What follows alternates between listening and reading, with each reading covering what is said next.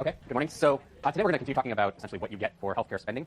The hope is that you get a substantial amount since we're spending a substantial amount, but I think the evidence is sort of mixed. So when we stopped on Friday, I just sort of finished talking about the RAND health insurance experiment. The background there was that they randomly assigned people to insurance plans of varying degrees of generosity, and what they found is that the people who were on plans that had high deductibles or high co-payments essentially consumed about 20 to 30% less healthcare in terms of doctor's visits and hospital visits and so forth. So definitely lowered the cost. Didn't seem to have any impact on any of the measurable health outcomes that they collected. So the one thing where it did have an impact was corrected vision. Basically, people are updating their eyeglasses prescriptions more frequently. But other than that, there weren't sort of any major impacts. There was sort of this marginally significant effect on diastolic blood pressure being slightly lower. But it's hard to say whether or not that would survive if they were to run the experiment again. Now, the biggest drawback to the RAND health insurance experiment is that, especially at this point, it's pretty dated. The actual experiment was run, probably like almost 40 years ago now. And things have changed considerably, particularly in terms of healthcare. I mean, the costs.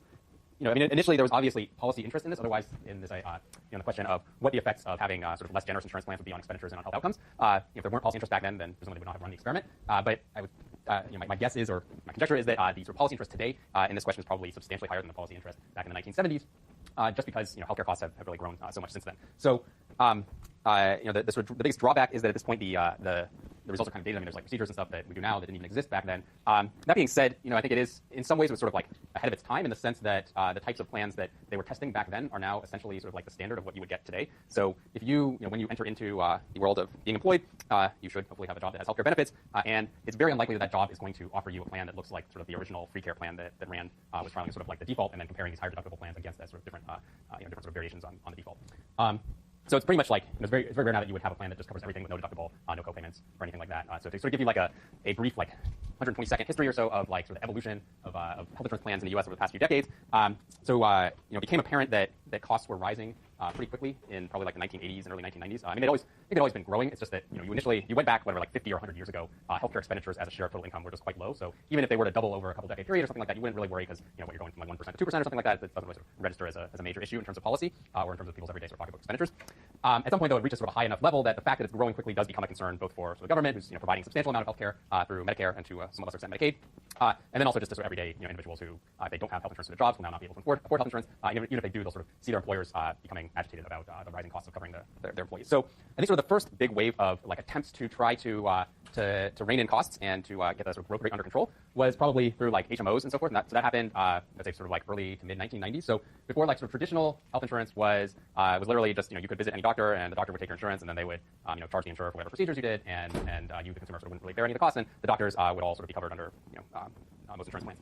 And so the first sort of attempt so that provides sort of a lot of perverse incentives on the patient side and the doctor side. So patients are insulated from the cost of their healthcare decisions. Doctors have an incentive to basically overtreat patients because the more procedures you do, the more you get paid. And so the first attempt to sort of try to really take away or at least mitigate some of these incentives, I think was basically through managed care. So the idea was to sort of take some of the decision, some of the treatment decision latitude away from both doctors and or patients and put it more in the hands of administrators. And so what you had is you had HMOs that came up, and there's sort of a variety of sort of differences here in terms of how payments were done. So you in some cases got scenarios where basically healthcare providers, or actually these entire organizations that were supposed to have both doctors and hospitals and so forth involved in it, would basically get paid on a per patient basis rather than on a per procedure basis. So it's I'm going to accept you as a patient, and then if I go to the HMO, I get accepted as a patient. The HMO will get paid say $5,000 per year for having me as a patient, and that gives them that sort of takes away the incentive for them to try to do more procedures and stuff because they don't get paid anything extra if I have 2 hospital stays instead of 1. In fact, if anything, it gives them the opposite incentive, right, is to try to avoid doing more procedures because they get paid the same amount regardless of how many procedures they do.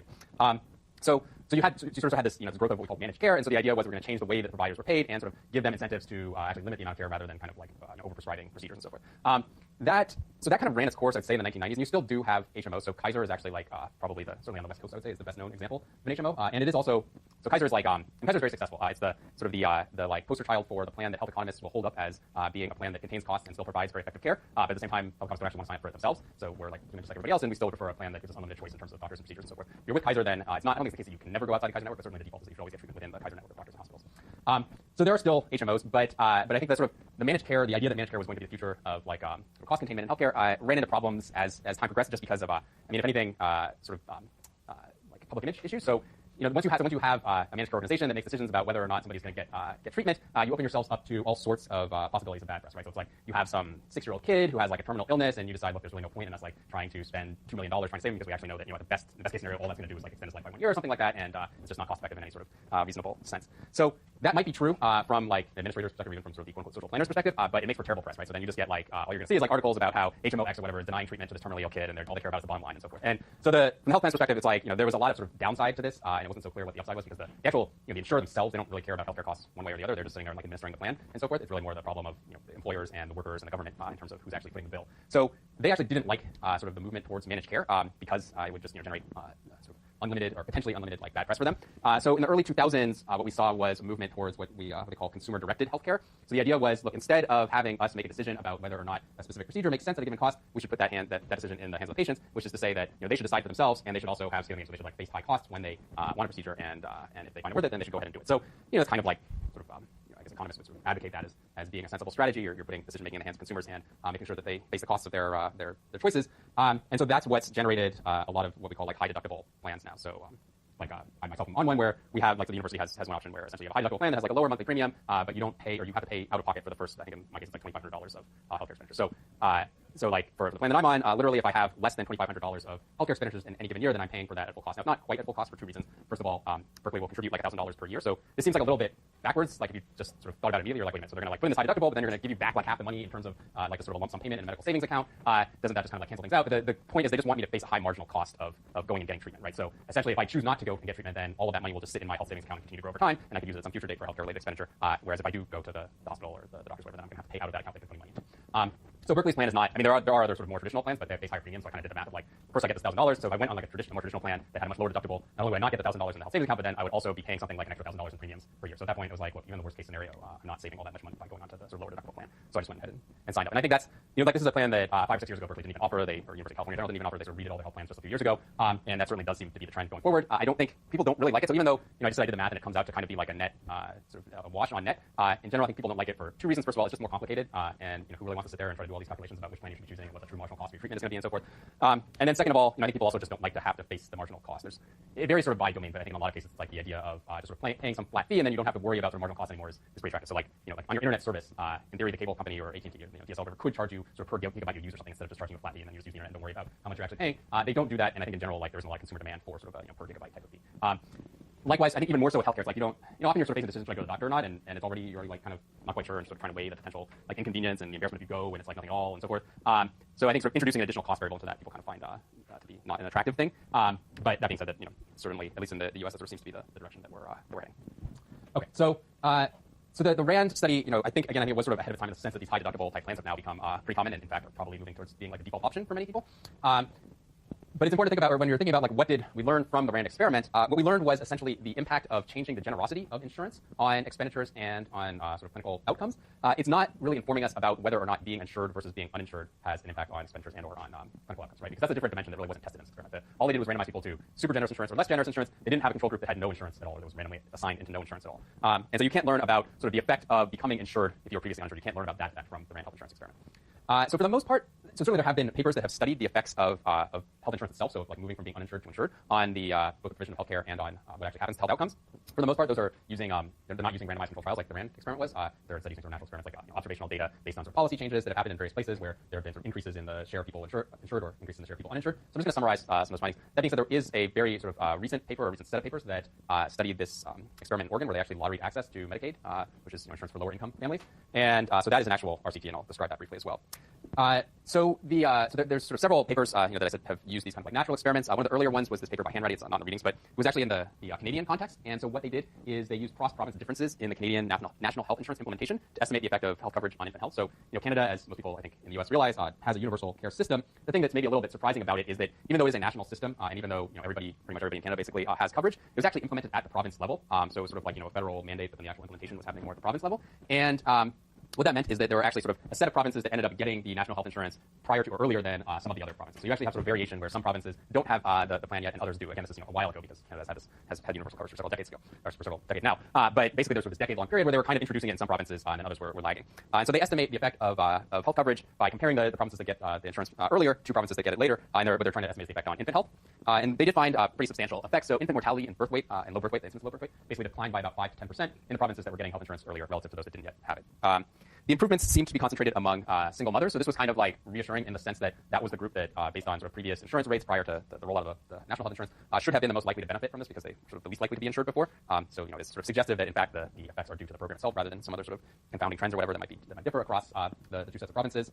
There's also a study that again not in the readings, but that used a diffs and diffs design when California terminated Medi-Cal for adults in 1983. So, you know, we're sort of heading in opposite directions here. So Canada was increasing health coverage moving to a case where you had non-universal coverage to universal coverage, and then in the U.S. we were moving to a case where we were reducing the number of people who were covered.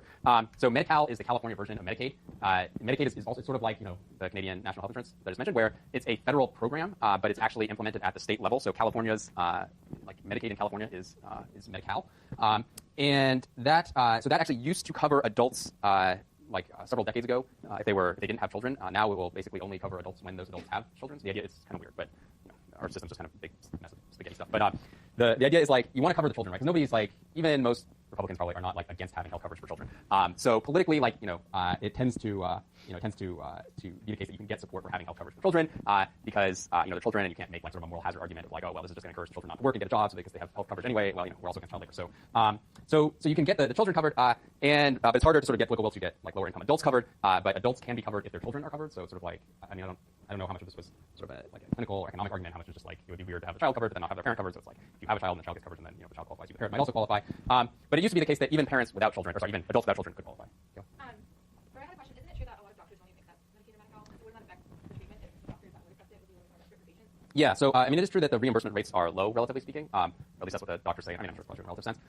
So some of them might not accept it, and that would, you know, on the margin, you might think it would make it like a less effective form of health insurance than sort of typical health insurance. That is true. At the same time, I think, you know, sort of the preponderance of it, a lot of the weight of the evidence suggests that the sort of quality of like. Basically, the quality margin is not, we call it like the intensive margin is not as important as the extensive margin. So basically, whether or not you have health insurance at all, it seems to be much more important than sort of like whether you have like a really good health insurance plan versus like a mediocre health insurance plan. So I suspect that, you know, sort of just having access to doctors, even if they're not the best doctors, is like sort of much more important than having access to the best doctors versus having access to, you know, an average doctor or even maybe like a below average doctor. So in this particular study, basically, there were like, so there was a group of adults who, so prior to 1983, there was sort of a larger group of adults who were covered by Medi-Cal. And then post 1983, most of these adults, say, lost coverage, but some of them continued to be covered. So there's sort of some exceptions here. So if you were blind, you could still be covered under Medi-Cal. If you were disabled, you could still be covered under Medi-Cal. And then probably most importantly, you know, as I just mentioned earlier, if you had dependent children who were themselves covered under Medi-Cal, then you were covered under Medi-Cal. So you could sort of think of the treated group as being like single, sort of non-disabled adults who were previously covered under Medi-Cal. They're going to lose their Medi-Cal coverage in 1983. And then the control group is adults who either had children who were covered under Medi-Cal or you know, were disabled in some fashion.